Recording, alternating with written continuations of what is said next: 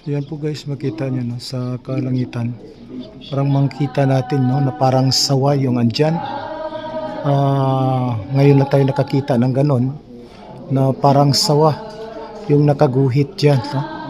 So malaki yan guys, kaya maraming mga taong nakakita dyan. So iwan natin kung anong mga sinyales ang dala niyan. Basta sa ngayon, no, katutok tayo, no, parang sawa. Linya na parang nagko-curve siya. Ayan po, no, nagagawing gray na yung color, white.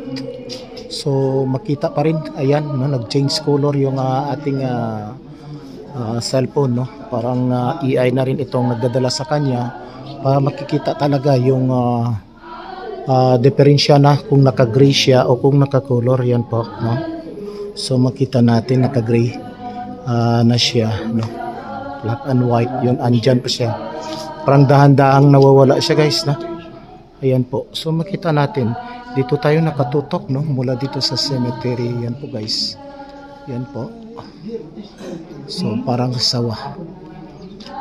Kagabi, no, nakaranas tayo. Nakaramdam tayo ng lindol sa Sibuyong Sentro.